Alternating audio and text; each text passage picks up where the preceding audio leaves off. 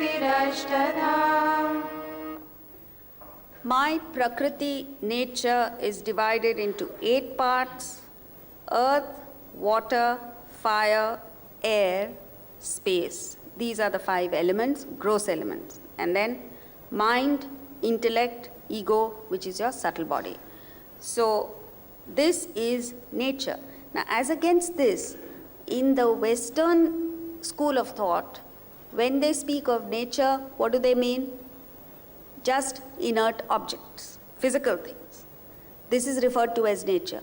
Whereas in Vedanta, everything other than Brahman is considered matter, Prakriti.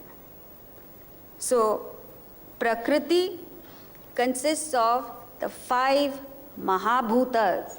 5 Mahabhutas are space, air, water, fire, and earth. Space, air, fire, water, earth. So these are the pure elements. Now this is a little complicated, so I request you to concentrate. Because if you don't get this, you'll get thoroughly confused in the next few verses. These 5 elements, they go through a process of what is known as Panchikarana. Shankaracharya has explained this in great detail in the text called Atmabodha. But never mind. What it goes through is, it goes through a process of division and recombination. And when it divides and recombines, it forms gross matter as we see it. We see fire, we see water, we see earth. This is not the pure element. Even science corroborates that. Science says that whatever there is in the world is impure. It's not possible to have any pure element. So everything in the world is impure. What do they mean by impure? It's mixed up with something else. So through the process of Panchikarana, you get gross matter, and this gross matter is your physical body, your gross body, consisting of the 5 organs of perception and the 5 organs of action.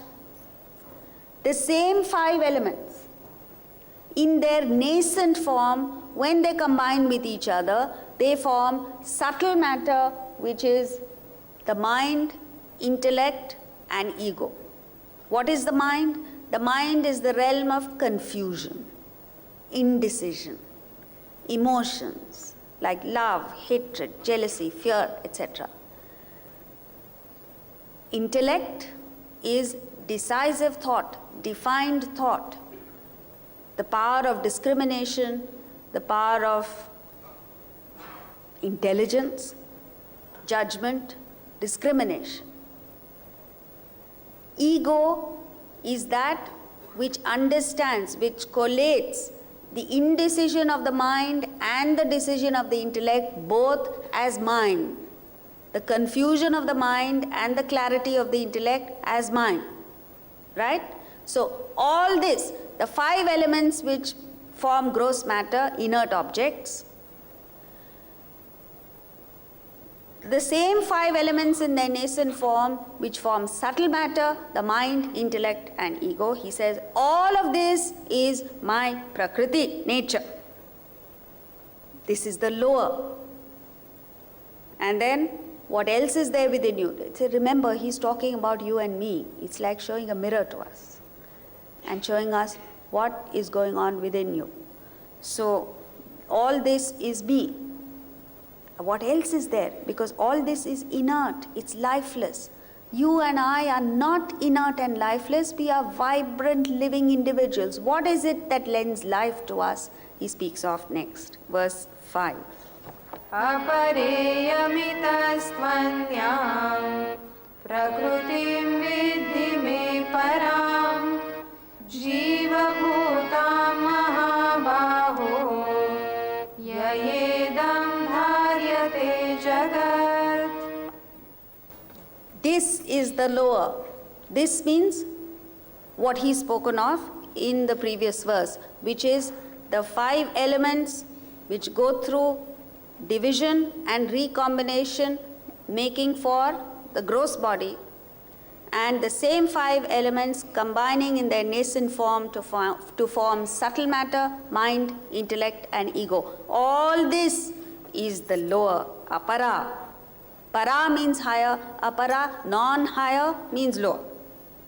Then he says, but different from it, no, O Mahabaho. Look at the language that he uses, the tone with which he addresses the issue. Mahabaho, mighty armed one. Who is he addressing? Arjuna? No, you and me sitting here. You and I are Mahabaho. What education you have, what resources you have, what wonderful equipments you have within yourself. And with all this, you are not even attempting to find what there is beyond the obvious, what there is beyond the superficial layers. And this is the note of almost sadness. There's a hint of sadness in what he says. Because no other creature in the world has the capacity to even conceive of the higher. You can't sit there and give a lecture to a dog and say, oh, do you see the sunrise? There's a divine force there. You can't do it. However intelligent the dog is. You can't talk to a whale about it. You can't talk to a squirrel about it. Only you and I as human beings have the capacity to look beyond matter, to look beyond the universe and conceive of a force beyond it. Anybody who has this awakening cannot go back to mundane, routine, stupid existence. Very rare is the person who has this awakening. And you don't have to look very far. It's staring you in the face. The fact that you miss it is a miracle. How can you miss?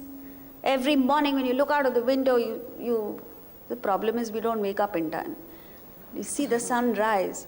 How can you not think of a power beyond the universe? Every evening when you see the moon in its various forms, whether it's a new moon or a full moon, how can you not be inspired by it?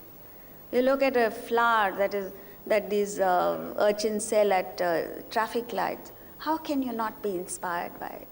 There are different flowers of different shapes, sizes, colors, and yet every single flower is so beautiful.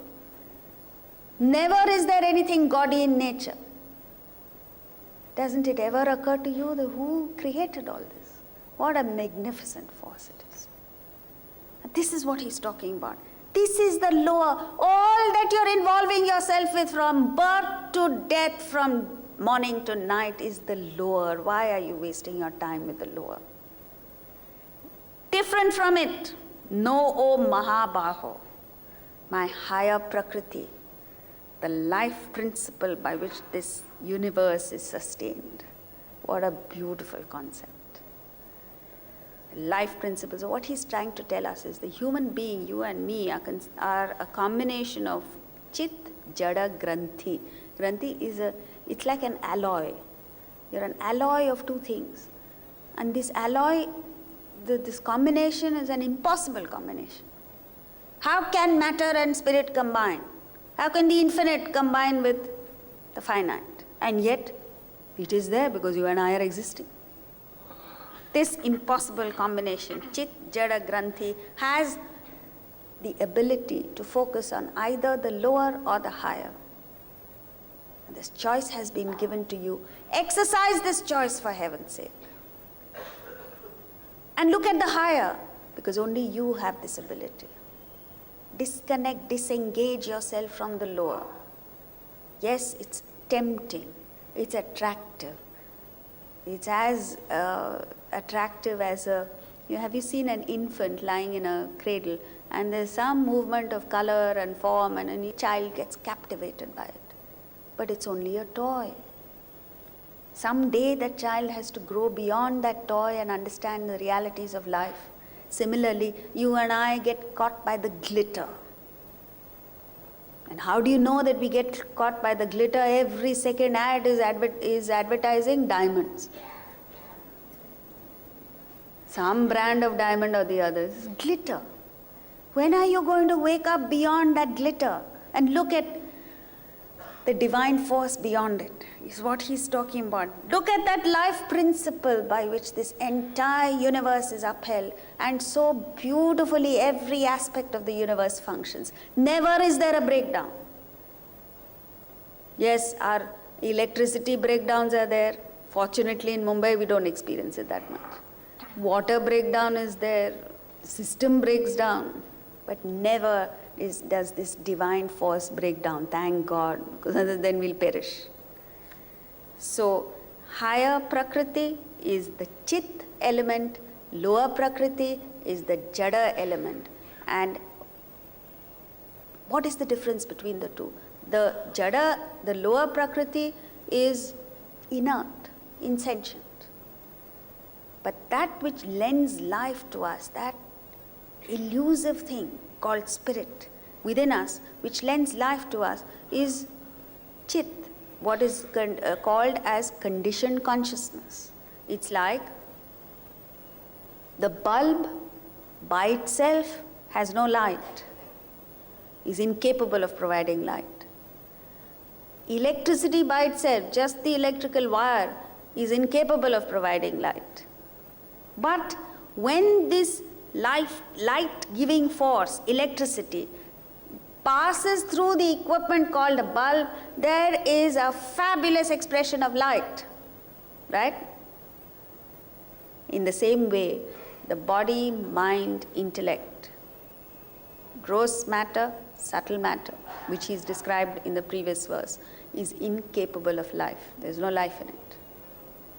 Atman, Brahman, this life element that he calls it, is all-pervading, but by itself has no life. For instance, Atman is there in the chair that you're sitting on. No life there. Atman is there in the table. There's no life there. But when that Atman passes through a body, mind, and intellect, an equipment which has the capacity to manifest the force, then you see a brilliant expression of life. So this is what he's saying. Between the two, one is Jada, lower, the other is Chit, higher. So, by which this universe is upheld. The universe has no status, has no existence without the force of Brahman that is upholding it, that is supporting it. And therefore, don't look at the universe, don't get carried away by the world, look beyond it, is what he's saying. It's a brilliant verse. Jalaluddin Rumi says, in each human spirit is a Christ concealed, to be helped or hindered, to be hurt or healed. If from any human soul you lift the veil, you will find a Christ there without fail. So all you have to do is lift the veil, and the spirit is already there. And that veil lifting is the problem. So you have to understand that there is a power beyond the universe, and in every experience of yours, try and trace back to that power, and before long you'll get there. Next verse, 6. एतद्योनीनि भूतानि सर्वाणीत्युपधारय अहं कृष्णस्य जगतः प्रभवः प्रलयस्तथा. Know these as the womb of all beings. I am the origin and dissolution of the whole universe, in a brilliant manner. See, the previous verse, he's told us that, previous two verses, he's spoken of the lower Prakriti and the higher element, this by which the whole universe is sustained. But just these two concepts don't cover the entire portion. There has to be a third element. Therefore, in all scriptures, divinity is described as a trinity. In Christianity, you have the Father, the Son, and the Holy Ghost. Three things. In Vedanta, you have Kshara, Akshara, Uttama Purusha. So here, he is gently hinting at the third element, Because he says, know these as the womb of all beings. These means lower Prakriti, higher Prakriti. These two together are the womb of all beings, means these two together create life. Then he says, I am the origin. It hints at a third element, I as being different from the higher Prakriti and the lower Prakriti. In such a brilliant way, he introduces this concept of the third. So he says, I am the origin and dissolution of the whole universe. So what is this origin and dissolution? Let's take an example. Suppose you see an earthenware dish, right? A mud pot. And somebody asks you, what is it made of? What do you say? Clay, mud. So the dish is only clay, mud in a particular form. That dish is perishable. You drop it, it's gone. But even when it breaks, there is something imperishable in it, and that is the clay, the mud. Whether the clay is in the form of that particular dish, or it's broken into 10 pieces, or it's crushed into powder, whatever form it may be in, the clay is the imperishable aspect of the perishable dish, right? So, the dish is kshara, perishable, lower prakriti. The mud, the clay of which it is made, is the akshara, imperishable aspect, the higher prakriti, the chit. Beyond that, the clay is not confined to that dish. You understand, right? It exists beyond that. All over the world you get clay, mud. So, three things. There is the world that you and I see. The world is perishable. Every aspect of the world is perishable. The substratum of the world, the spirit that sustains the universe, as he said, dharyate jagat, that upholds the universe, is the imperishable aspect, akshara. But Brahman, the spirit, is not confined to the manifest universe.